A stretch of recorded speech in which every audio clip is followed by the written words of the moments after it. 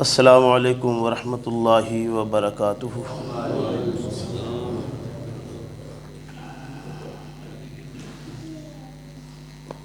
الحمد للہ وکفی وسلام علی عبادہ الذین اصطفی۔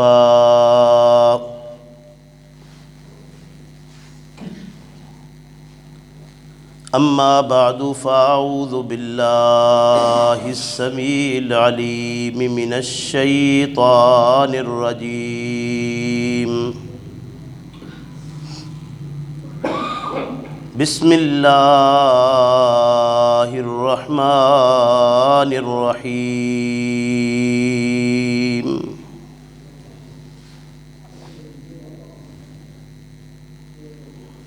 یا ایہا الذین آمنوا ان کثیرا من الاحبار والرہبان لیأکلون اموال الناس بالباطل وَيَصُدُّونَ عَن سَبِيلِ اللَّهِ وَالَّذِينَ يَكْنِزُونَ الذَّهَبَ وَالْفِضَّةَ وَلَا يُنْفِقُونَهَا فِي سَبِيلِ اللَّهِ فَبَشِّرْهُم بِعَذَابٍ أَلِيمٍ۔ یوم یحمى علیہا فی نار جہنم فتکوی بہا جباہہم وجنوبہم وظہورہم ھذا ما کنزتم لانفسکم فذوقوا ما کنتم تکنزون۔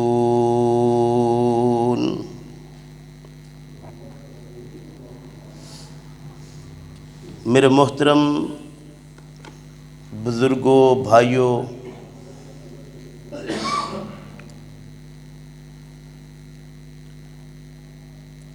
آج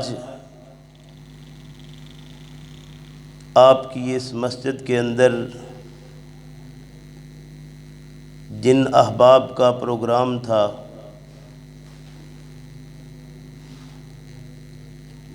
وہ بعض اپنی مجبوریوں کی وجہ سے دونوں ساتھی آنے سے قاصر تھے۔ یہ عشاء کی اذانیں ہو رہی تھیں تو مجھے اطلاع ملی کہ کوٹ ستار کا پروگرام ہے اور کوئی ساتھی وہاں پہنچ نہیں سک رہا، تو چونکہ میں آپ ہی کے گاؤں کا ایک لحاظ سے ہوں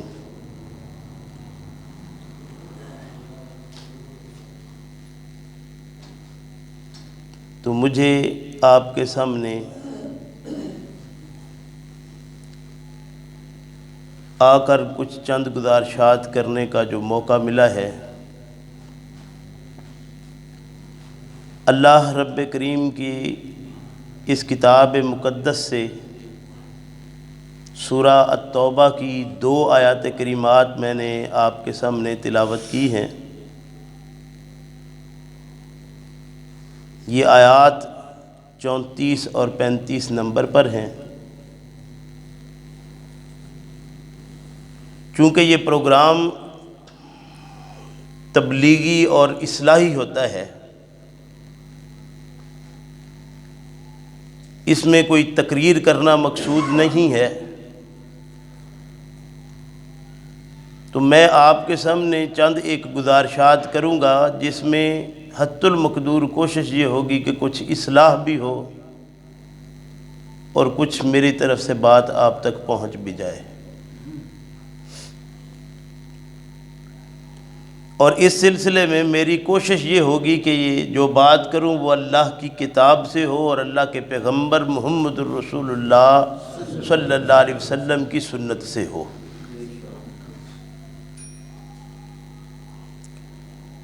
آپ میں سے اکثر حضرات مجھے جانتے ہیں، بلکہ سارے ہی جانتے ہیں، میں آپ کو تقریباً جانتا ہوں،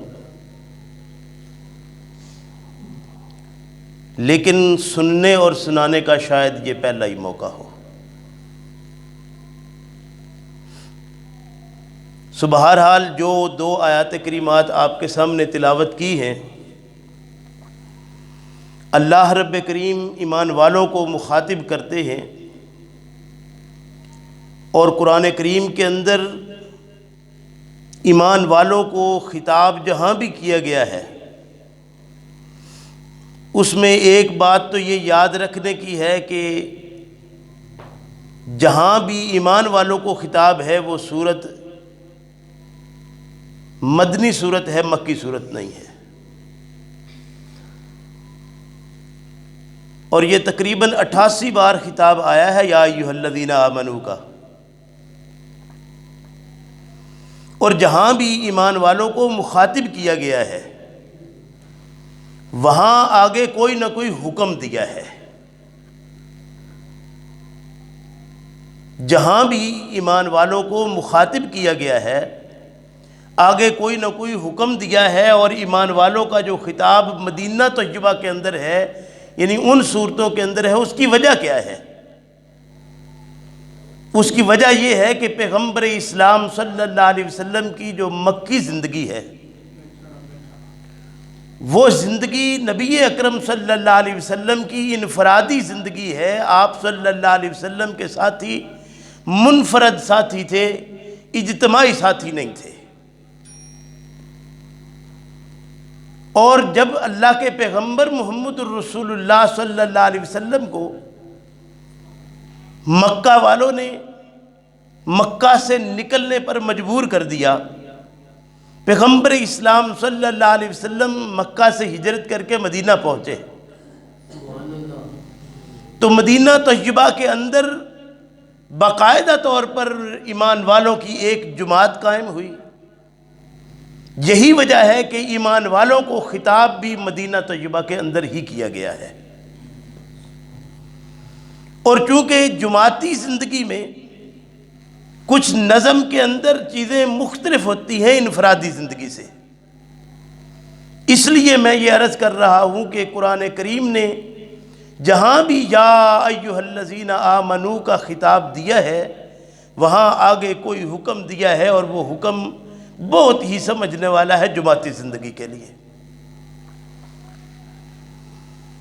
آج کے سبق میں جو میں نے عرض کیا یا ایھا الذین آمنوا، وہ سورہ التوبہ کی آیت نمبر 34، فرمایا ان کثیرا من الاحبار والرہبان، بلا شبہ یہ بات یاد رکھنے کی ہے کہ اکثر احبار علماء، رہبان مشائخ، پیر، بزرگ ہستیاں جو لوگوں کے اندر موجود ہوتے ہیں، احبار اور رہبان، علماء، مشائخ، پیر، لَيَأْكُلُونَ أَمْوَالَ النَّاسِ بِالْبَاطِلِ، لوگوں کا مال باطل طریقے سے کھانے کے عادی تھے۔ یہ آیہ مبارکہ جہاں بھی ہمارے مفسرین اس کے متعلق لکھتے ہیں، تقریباً اکثریت مفسرین کی اسی طرف گئی ہے کہ یہ یہود و نصارہ کے جو علماء اور مشائخ تھے ان کی بات تھی۔ تو میں عرض کرتا ہوں کہ یہ اگر ان کی ہی بات ہے تو پھر بھی بہرحال یہ جب ایمان والوں کو باقاعدہ خطاب آ گیا ہے تو لازم ہوا کہ ایمان والے بھی اس کے اوپر ذرا غور اور توجہ کریں۔ فرمایا کیا جا رہا ہے یا ایھا الذین آمنوا ان کثیرا من الاحبار والرہبان۔ پہلے تو یہ دیکھیے کہ حبر علماء کیوں ہیں، حبر کیا ہے؟ حبر علماء کا وہ حلقہ ہے جو لوگوں کے حلقوں کے اندر جا کر اپنے علم کو ان کے سامنے رکھتا ہے اور اس کے علم کا اثر لوگوں کے اوپر ہوتا ہے۔ اسے عربی میں کہتے ہیں حبر، ہا جیم والی با اور را اس کا مادہ ہے۔ حضرت علی رضی اللہ عنہ نے ارشاد فرمایا کہ تا قیام قیامت یہ حبر یعنی علماء رہیں گے. اگر یہ خود نہ بھی رہے تو ان کی باتیں حلقوں کے اندر اس طرح چلتی رہیں گی. اور رہب یا حبر جسے کہتے ہیں رہبان سے، حبر کہتے ہیں جس کے اندر احتیاط بھی ہو اور اضطراب بھی ہو، اور جس کے اندر وہ رہتا ہے اس میں خوف کی کیفیت بھی طاری ہو جائے. خوف کی ایسی کیفیت جس میں انسان احتیاط بھی کرے اور اس کے اندر اضطراب بھی پیدا ہو، طبیعت مضطرب ہو جائے. تو یہ علماء کے ساتھ وہ مشائخ، وہ پیر، وہ ہستیاں جو زمانے میں موجود تھیں ہیں اور رہیں گی. ان کے متعلق کہا کیا جا رہا ہے؟ ظاہر ہے اللہ کی کتاب ہے، اللہ کے پیغمبر محمد الرسول اللہ صلی اللہ علیہ وسلم کے دل پر نازل ہوئی ہے. اللہ کے پیغمبر صلی اللہ علیہ وسلم نے ان الفاظ کو اپنی زبان سے نکال کر اپنے ساتھیوں سے اس کو تحریر کروایا ہوا ہے. تو آخر کوئی بات تو اس میں بڑی پتہ کی ہے نا جو بتائی گئی ہے. بتایا یہ ہے کہ لَيَأْكُلُونَ أَمْوَالَ النَّاسِ بِالْبَاطِلِ وَيَصُدُّونَ عَنْ سَبِيلِ اللَّهِ. لوگوں کا مال باطل طریقے سے کھاتے ہیں اور اللہ کے راستے سے رکاوٹ کا باعث ہے. یہ آپ کے متعلق شاید اتنی بات نہیں جتنی ہمارے متعلق ہے، اور آپ کے متعلق اس لیے یہ بن جاتی ہے، یا میں جس وجہ سے یہ عرض کر رہا ہوں کہ آخر زمانے کے اندر ہم بھی رہتے ہیں. عالم وہی جو صرف داڑھی رکھ لے اور یہاں بیٹھ کر بیان کرے نہیں. آپ میں سے ہر شخص عالم ہے، وہ جانتا ہے بات کو. عالم جاننے والے کو کہتے ہیں. آپ اپنے حلقوں میں بیٹھتے ہیں، وہاں بیٹھ کر آپ باتیں ایسی کرتے ہیں کہ لوگوں کے اوپر اس کا اثر رہتا ہے، اس میں کوئی شک والی بات نہیں ہے. تو ان کے متعلق بتایا یہ جا رہا ہے کہ یہ لوگوں سے مال کھاتے ہیں ناجائز طریقے سے، باطل طریقے سے، اور جو اللہ کا صحیح راستہ ہے اس سے رکاوٹ کا باعث ہیں. آج جس زمانے کے اندر یعنی جس پرفتن دور سے ہم گزر رہے ہیں، ہمارے ہاں یہ بات کہی جاتی ہے کہ دیکھیں، جو سٹیج پر آ کر کھڑا ہونے والا ہے، جو ممبر پر کھڑا ہوتا ہے، جو مصلی پر کھڑا ہوتا ہے، وہ جب آپ سے تنخواہ وصول نہیں کرتا تو ہمارے ہاں ہر بندہ کہتا ہے یار پیٹ تو آخر ان کے ساتھ بھی لگا ہے. میں پوچھتا ہوں کہ جہاں سے یہ تعلیم نکلی وہ شخصیت انسانوں میں بہترین انسان نہیں تھے؟ ہم تسلیم کرتے ہیں کہ اللہ کے پیغمبر صلی اللہ علیہ وسلم انسانوں میں بہترین انسان تھے. آپ صلی اللہ علیہ وسلم کے ساتھ وہ حوائج و ضروریات ساری موجود تھیں. آپ صلی اللہ علیہ وسلم کی تعلیمات میں سے ایک تعلیم ایسی بتائیے جس میں لوگ دین کے نام پر، دین بتانے پر کچھ ان کو حاصل ہوتا ہو. رسول اکرم صلی اللہ علیہ وسلم کا پورا دورانیہ دیکھ لیجئے. اپنی زندگی نہیں، ان لوگوں کی جن کو پیغمبر اسلام صلی اللہ علیہ وسلم نے زمانے میں مقرر کیا تھا. جو تقرر کیا ممبر کے لیے، وہ کس کا تقرر ہوا؟ وہ لوگ تھے جو علاقے کے گورنر تھے، جو علاقے کے وڈیرے تھے، جن کے ہاتھ میں ڈنڈا تھا. وہ ڈنڈا جو 1 گھنٹے کے لیے آج ہمارے سٹیج کے اندر اس خطیب کے پاس ہوتا ہے، جو بات کرتے ہوئے ہر وقت لرزہ کھاتا رہتا ہے کہ جو سامعین ہیں ان کے طبیعت کے خلاف ذرا بات ہوئے گی نہیں کہ مجھے یہاں سے دیس نکالا ہوگا. اس وقت ہمیں زمانے میں دیکھنا ہے کہ اللہ اور اس کے پیغمبر صلی اللہ علیہ وسلم کے ان فرامین کو سنانے کے لیے کیا لوگوں سے مال حاصل کیا جاتا ہے یا نہیں؟ حاصل تو کیا جاتا ہے. اب اس میں طریقہ باطل ہے یا طریقہ صحیح ہے، اس کو دیکھنا ہے. تو میں عرض کر رہا ہوں کہ آپ کتاب و سنت سے کوئی ایک موقع ایسا دکھا دیجئے جس میں یہ بات پتہ چلے کہ اس سٹیج پر آ کر بیان کرنے والا اس سٹیج کے بدلے میں عوام سے کوئی چیز وصول کرتا ہو، کتاب و سنت سے ایک حوالہ ہو۔ اگر نہیں ہے تو پھر یہ آج کے ہمارے علماء کی حالت کیا ہے؟ یہ ہم سارے چاہتے ہیں کہ معاشرہ سنورے، کیسے سنورے گا؟ جب ابتدائی طور پر ہمارے وہ لوگ جو یہاں پر بیان کرنے والے ہیں وہ کس کے بھوکے ہیں؟ وہ آئیں گے تو ان کو ایک وقت کا کھانا تو کم سے کم بہترین ضرور ملے، کچھ نہ کچھ آنے جانے کا خرچ تو ان کو دیا جائے۔ وہ جو یہاں آ کر بیان کرتے ہیں وہ مختص ٹائم کیا ہے انہوں نے۔ میں پوچھتا ہوں کہ جیسے جمعہ آپ پر فرض ہے ویسے مجھ پر فرض ہے۔ جمعہ فرض آپ نے ادا کیا مسجد میں آ کر، خطیب نے آ کر ادا کیا مسجد میں، کتنا بڑا مقام اس کا تھا کہ اس کو وہ سٹیج، وہ ممبر ملا جو محمد الرسول اللہ صلی اللہ علیہ وسلم کا ممبر تھا، جو نبی کریم صلی اللہ علیہ وسلم کے بعد صحابہ کا ممبر تھا، جو نبی اکرم صلی اللہ علیہ وسلم کے ساتھیوں کا ممبر تھا۔ وہ مقام پر جا کر کھڑا ہو اور پھر لوگوں سے اس کا مطالبہ کرے یا نہ کرے، لیکن جو خدمت، جو اس کو تحفہ، جو اس کو ہدیہ ملتا ہے وہ اس شکل میں ملتا ہے کہ وہ یہاں آ کر کھڑا ہوتا ہے۔ مجھے بتائیے کہ یہ طریقہ باطل ہے یا صحیح ہے؟ اگر یہ طریقہ باطل ہے، واللہ العظیم آپ جو خطبہ سنتے ہیں وہ اگر اپنا فرض سمجھ کر سنتے ہیں تو یہ جو جمعے کا خطاب تھا، یہ جمعہ اس کے لیے بھی اتنا لازم تھا، یہاں بھی ایمان والوں کو خطاب کیا گیا ہے۔ یا ایھا الذین آمنوا اذا نودی للصلاۃ من یوم الجمعہ فاسعوا الی ذکر اللہ۔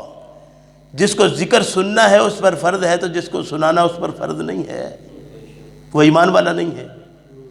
اب اس نے جو فرض اپنا ادا کرنا تھا، اس ایک گھنٹے کے اس نے اگر تحفہ بھی کوئی وصول کیا ہے تو مجھے بتائیے کہ یہ تحفہ بھی لیا ہوا اس کے اپنے اس گھنٹے کے اجر کو، یا تو ان سب کو وہ تحفہ دیا جائے جو اس کو دلنا ہے، کیونکہ سب نے وہ وقت لگایا ہے، یا کم سے کم یہ کسی مقرر ہوتا تو گورنمنٹ کا تقرر کیا ہوا بندہ ہوتا، وہ اس کی تنخواہ کا انتظام کرتے، وہ چندہ آپ سے وصول کرتے، بیت المال سے لیتے، جہاں سے وہ لیتے، یا کم سے کم یار کسی نظم کا ہی وہ بندہ ہوتا۔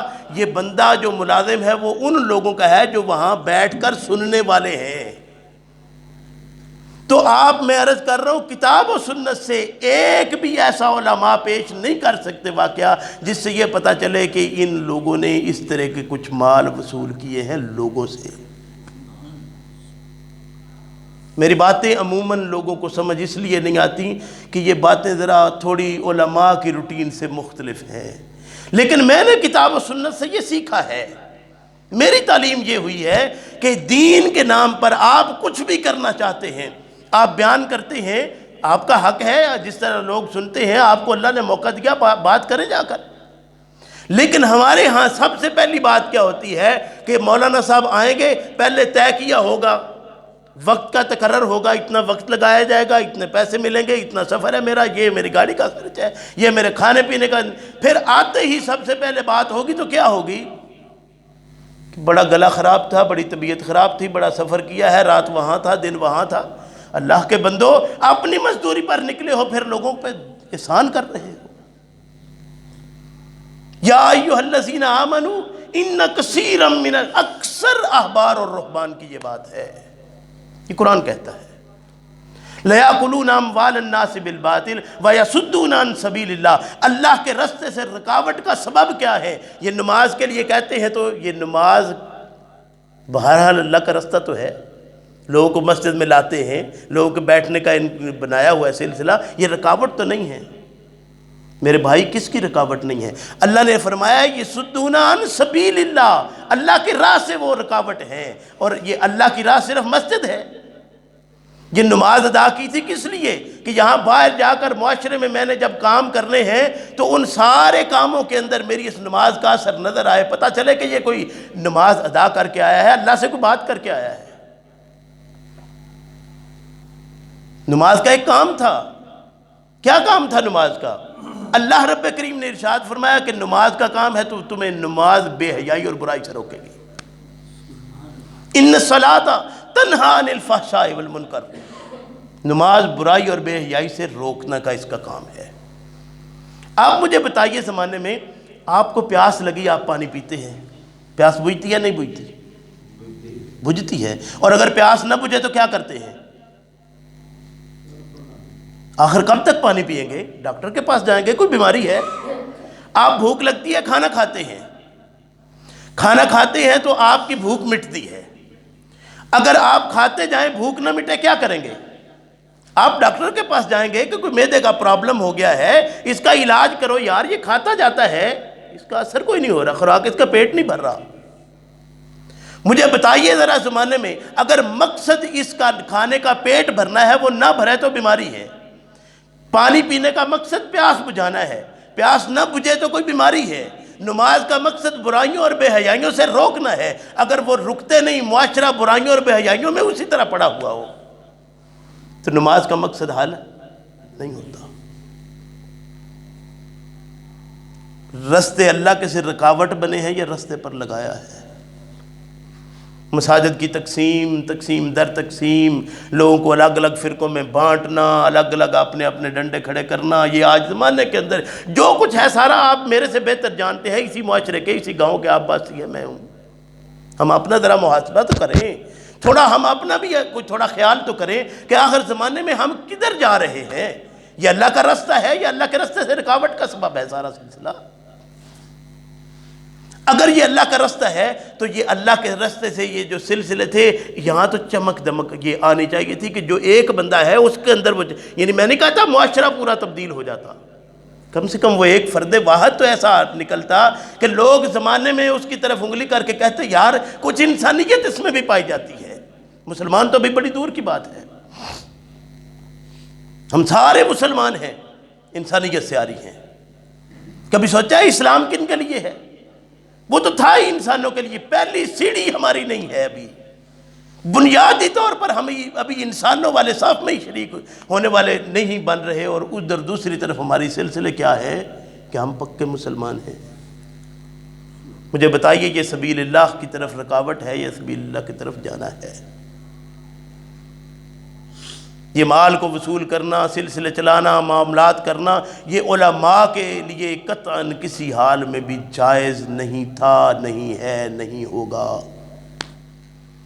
کر سکتے ہیں کریں، نہیں کرتے چھوڑ دیں، اپنی مزدوری کر لیں۔ آپ کے علامہ اجاز صاحب، آپ سب اعتراض بھی کرتے ہیں، بیماری کی باوجود وہ بندہ عالم ہے اللہ کے فضل و کرم سے، لیکن کم سے کم میرے نوٹس میں آج تک یہ بات ہے کہ وہ اپنی جو مزدوری کر رہا ہے اس دکان کے اوپر۔ واللہ مجھے نہیں پتا آپ نے کوئی سلسلہ مقرر کیا یا نہیں، اگر نہیں کیا تو اللہ برکت دے، مجھے خیال یہی ہے کہ کوئی ایسا سلسلہ اس کا وہاں پہ نہیں ہے۔ اگر یہاں اس کا سلسلہ نہیں ہے تو یہ کتنا اللہ کا احسان ہے کہ ایک آدمی اپنی بیماری کے باوجود مزدوری کرتا ہے، لیکن ساتھ یہ اپنا جہاں تک ممکن اس کا فرض اپنا ادا کرتا ہے۔ لیکن اسی معاشرے کے وہ بھی لوگ موجود ہیں جو اچھی اچھی جگہوں پر، اچھی اچھی پوسٹوں پر ہیں، گورنمنٹ بہترین تنخواہیں ان کو دے رہی ہے، لیکن پھر ساتھ یہ گلی اور روزی روٹی والا معاملہ وہ مساجد کے ساتھ اٹیچ ہیں، وہ نہیں چھوڑ رہے۔ کیوں؟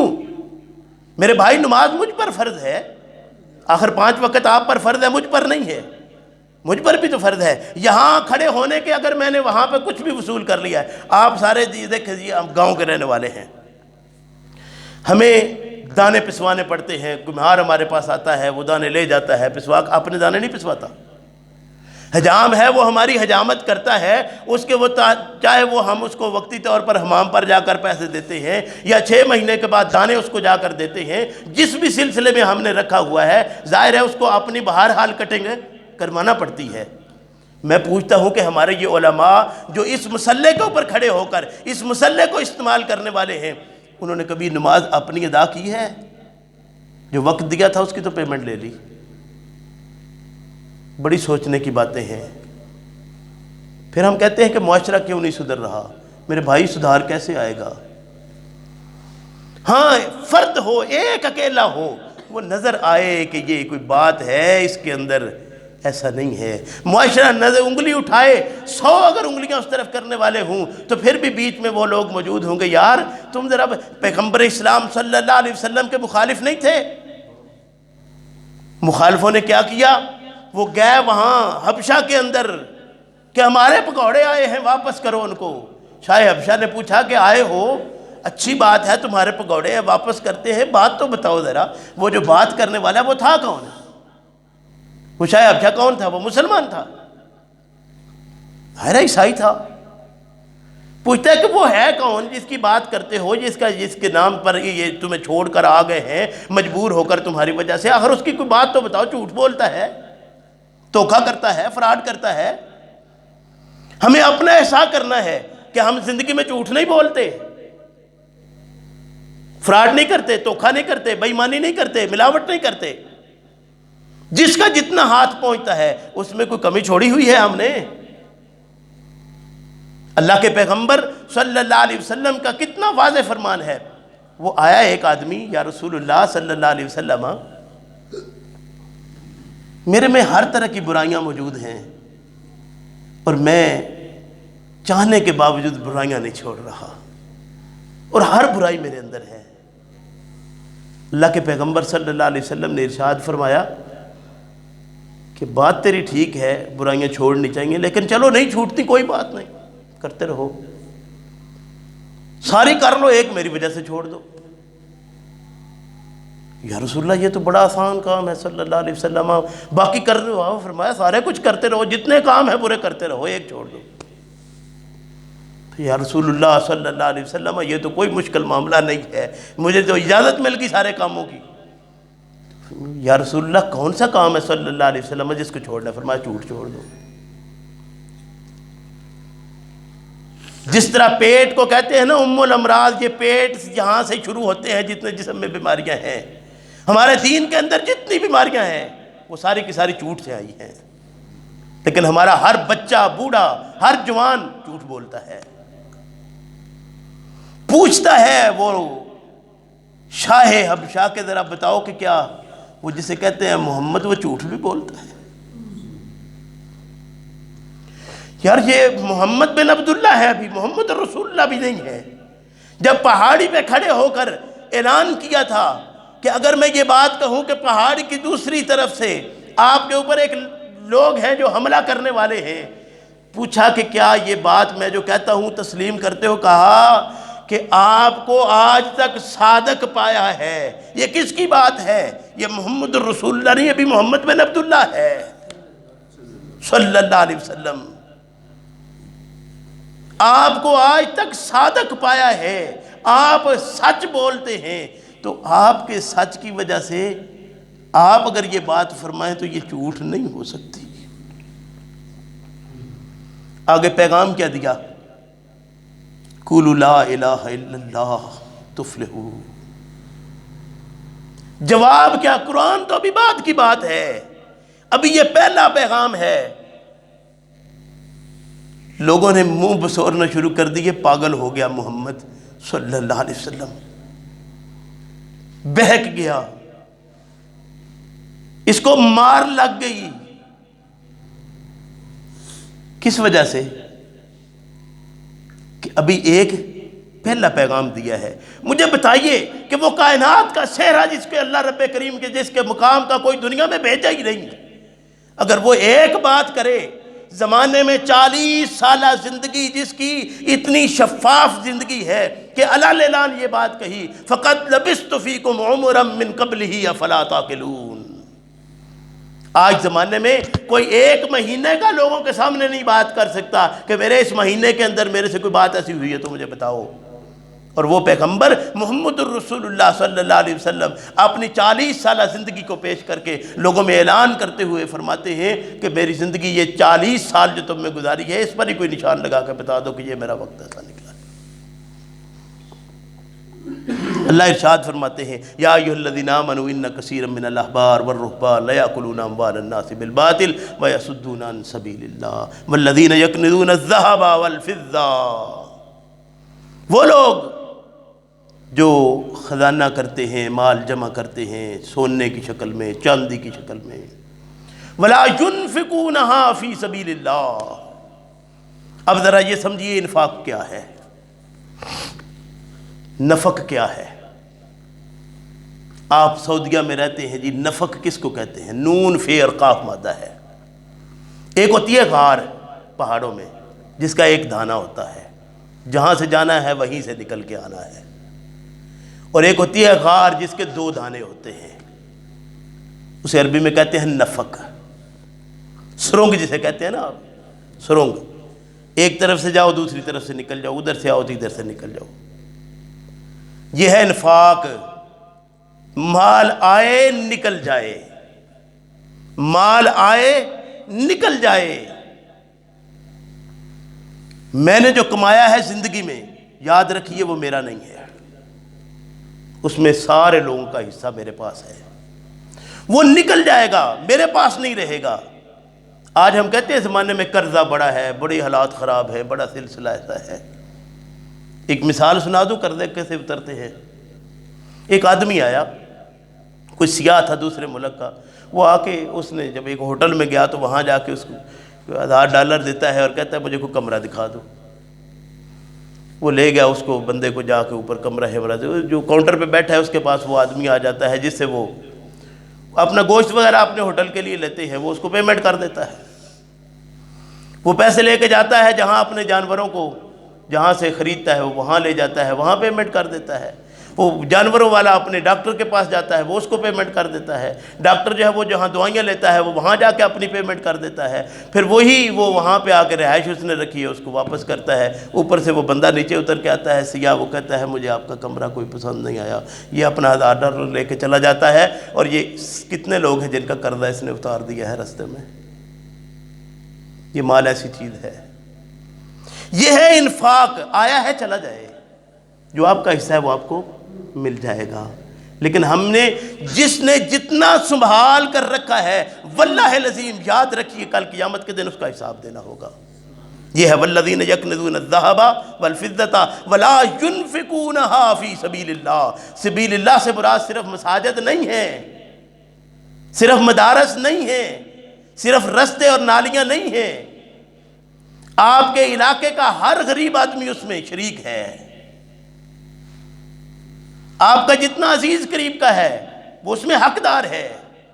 اللہ نے آپ کو دیا ہے، آپ کا ہاتھ اوپر کیا ہے۔ جس طرح اس ملا نے اپنے اس سٹیج کو غلط استعمال کیا، یہاں مالدار نے بھی اپنے اس سلسلے کو غلط استعمال کیا ہے۔ اللہ کے پیغمبر صلی اللہ علیہ وسلم پوچھتے ہیں صحابہ سے کہ ذرا بتاؤ تو صحیح کہ تم میں سے کون ہے جو دوسرے کے مال کی حفاظت کرتا ہے؟ صحابہ پریشان ہوئے، یا رسول اللہ صلی اللہ علیہ وسلم ہم تو سارے اپنے مال کی حفاظت کرتے ہیں، ہم نے تو کبھی دوسرے کے مال کی حفاظت نہیں کی۔ آپ کرتے ہیں دوسرے کے مال کی حفاظت؟ کیوں جی؟ اپنے کی کرتے ہیں دوسرے کے مال کی؟ یار بولے کوئی جمعہ کا خطبہ تو نہیں ہے، باتیں نہیں سمجھ آ رہی، میں بات کر دیتا ہوں۔ اپنے مال کی کرتے ہیں نا حفاظت۔ صحابہ نے کہا یا رسول اللہ صلی اللہ علیہ وسلم ہم تو اپنے مال کی حفاظت کرتے ہیں، ہم نے دوسرے کے مال کی کبھی نہیں حفاظت کی۔ آپ صلی اللہ علیہ وسلم نے ارشاد فرمایا ان مالہ من مالہ ثلاث، تیرے مال کے 3 حصے ہیں، ما اکل فافنا، جو تو نے کھا لیا وہ فنا کر دیا، او لابس فابلا، جو تو نے پہنا وہ پھاڑ دیا۔ زمانے میں یہ 2 چیزوں کے علاوہ تیسرا کون سا کام ہے جو تم کرتے ہو؟ آپ نے جو کھایا اس میں آپ کا سارے معاملات جو ہیں زندگی کے وہ آ گئے، اور پہناوے میں آپ کی یہ ساری چیزیں آ گئیں جس میں آپ رہتے ہیں، آتے ہیں، جاتے ہیں، سلسلے سارے۔ فرمایا ما سوا ذالک، جو اس کے علاوہ بچا ہے، ذاہب و تارک فی الناس، یہ چلا جاتا ہے لوگوں کے لیے چھوڑ کر جاتا ہے۔ حفاظت کس کی کرتے ہو؟ کھانے پینے والے کی، یا جو پیچھے بچا کر رکھا ہوتا ہے؟ آپ نے فرمایا، آپ صلی اللہ علیہ وسلم نے، آپ تو سارے دوسرے کے مال کی حفاظت کرتے ہو، اپنے کی کب کرتے ہو؟ والذین یکنزون الذھب والفضة ولا ينفقونها فی سبیل اللہ فبشرہم بعذاب علیم۔ اے پیغمبر صلی اللہ علیہ وسلم ان کو اس بات کی خبر دیجئے کہ یہ عذاب علیم، دردناک عذاب ان کے لیے تیار ہے۔ فرمایا یوم یحمى علیہا فی نار جہنم،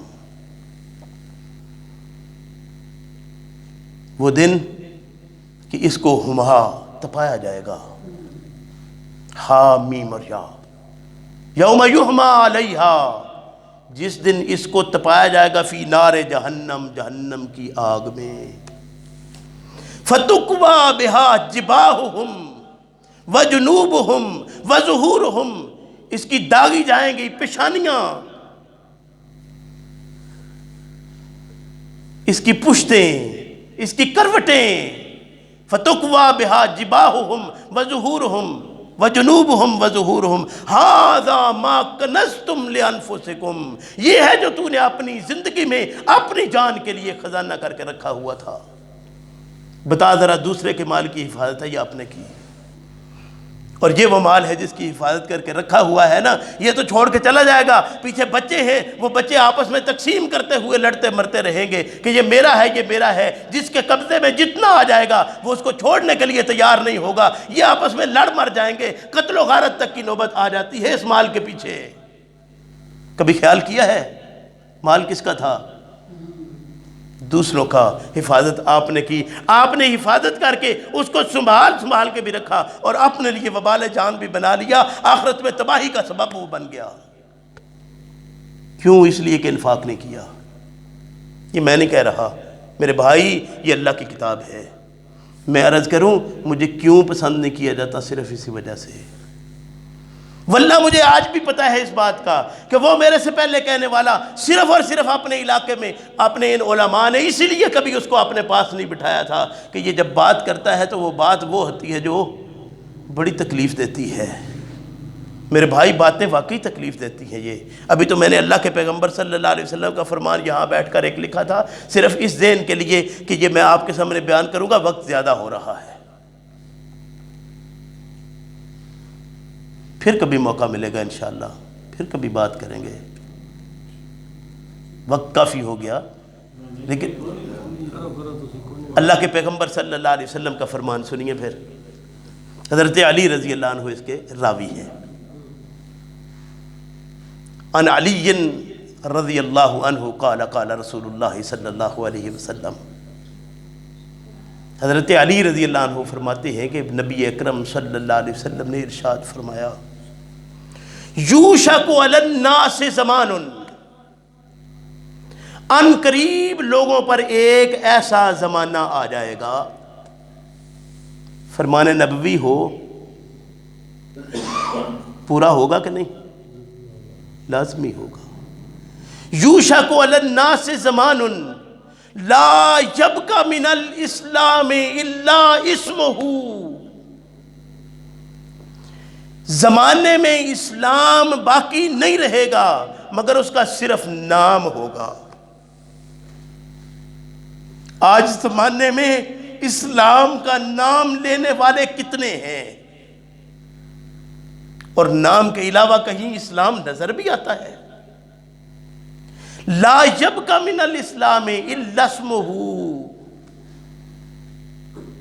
اسلام نام کے سوا باقی نہیں رہے گا۔ زمانہ آ گیا کہ نہیں؟ یوشک علی الناس زمان لا یبقى من الاسلام الا اسمہ، زمانے میں آن قریب زمانہ ایک آ جائے گا جس میں زمانے کے اندر اسلام نام کے سوا باقی نہیں رہے گا۔ لوگ فخر کریں گے کہ ہم مسلمان ہیں، لیکن اسلام والا کام نظر کہیں نہیں آئے گا۔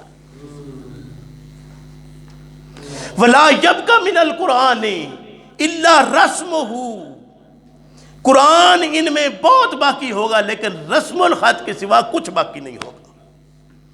آج بتاؤ کتنے چھاپے کھانے والے ہیں اور کتنا کتنا شاندار انداز اور کتنا کتنا بہترین خطاطی کروا کے، کتنا کتنا بہترین پیپر لگوا کے اس کو پرنٹ کروایا جاتا ہے۔ مقصد کیا ہوتا ہے؟ اس کو غلاف چڑھاؤ اور اوپر رکھ دو۔ مجھے بتاؤ ایمانداری سے ہم میں سے کتنے لوگ ہیں جو اس قرآن کے لیے اپنی زندگی میں آپ نے اس شب و روز کے اندر ان 24 گھنٹوں کے اندر ایک 15 منٹ کا اپنا ٹائم مختص کر دیتے ہوں کہ میں نے اس قرآن کو سمجھنے کے لیے دینا ہے؟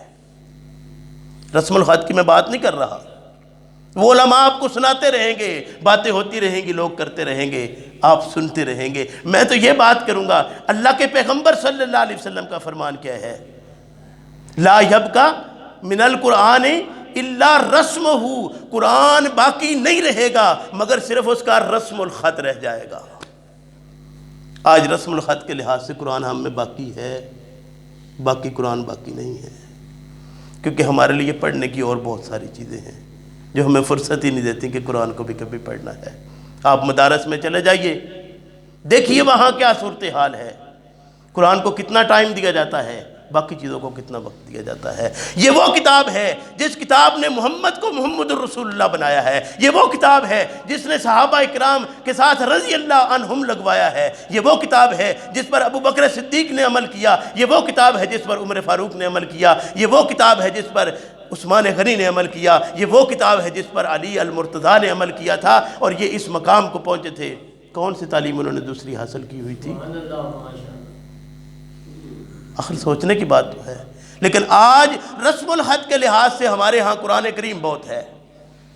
لا یبقى من القرآن الا رسمہ مساجدہم عامرۃ وہی خراب من الہدی۔ عامر کسے کہتے ہیں جی؟ جو عین کے ساتھ ہے۔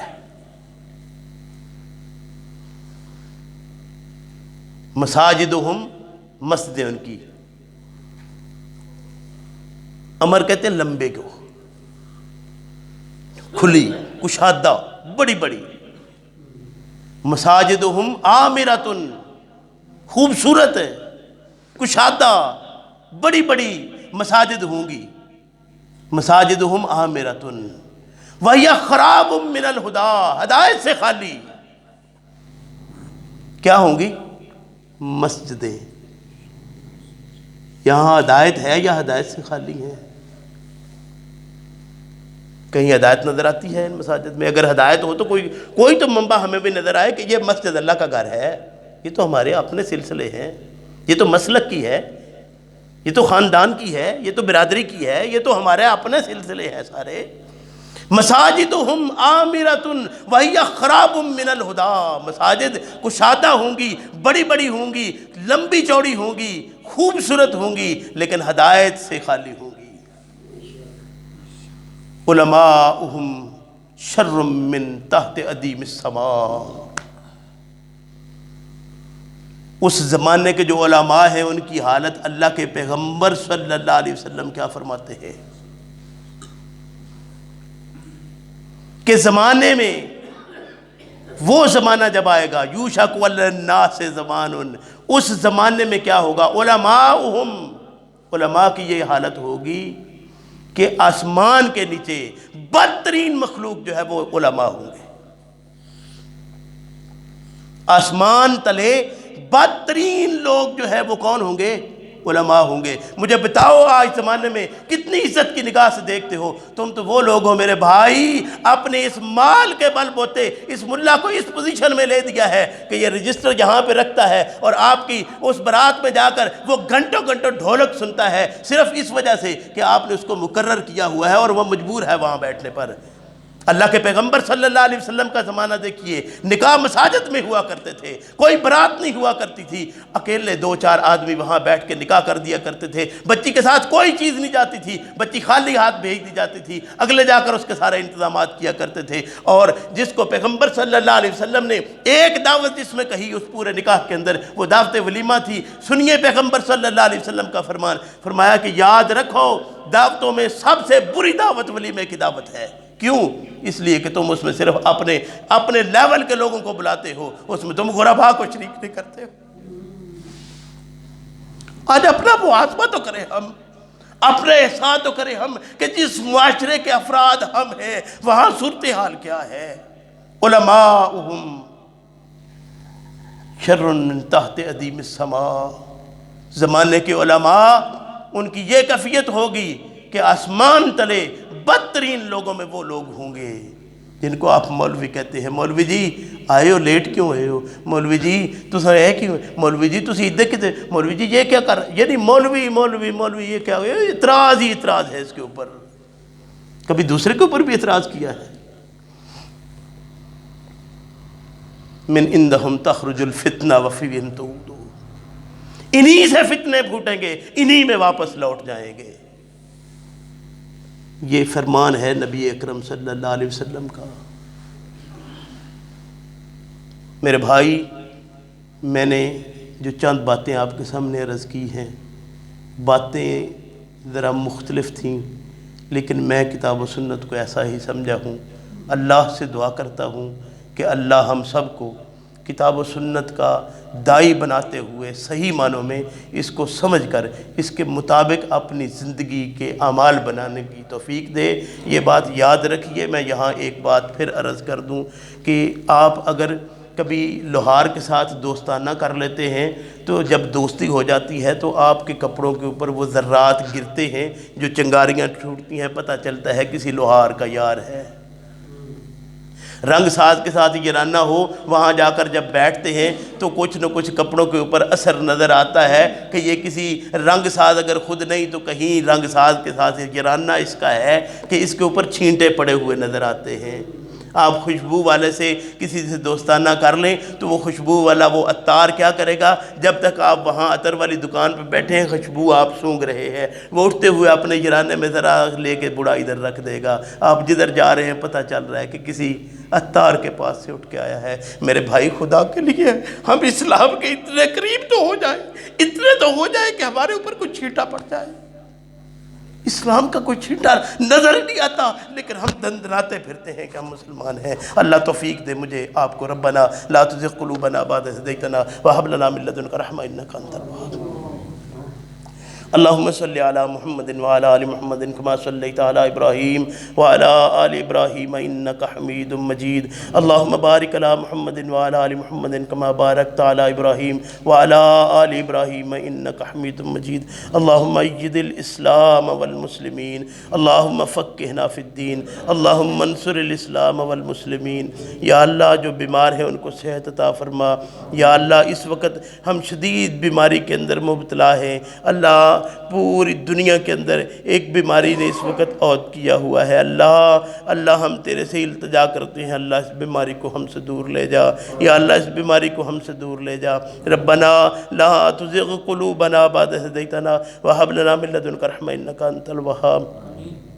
عزب الباس رب الناس واشف انت شافی انت شافی انت شافی لا شفاء الا شفاؤک شفاء لا یغادر سقما۔ یا اللہ جو ہماری نیک حاجات خواہشات ہیں ان کو پورا فرما۔ یا اللہ جو ہماری ضروریات ہیں ان کو تو پورا فرما۔ یا اللہ جو بے اولاد ہیں ان کو اولاد صالح عطا فرما۔ یا اللہ نرینہ اولاد عطا فرما۔ یا اللہ جن کو اولاد دی ہے ان کو اپنے پیغمبر صلی اللہ علیہ وسلم کا اللہ ان کے والدین کا فرما بردار بنا۔ یا اللہ کتاب و سنت کو سمجھنے کی توفیق عطا فرما۔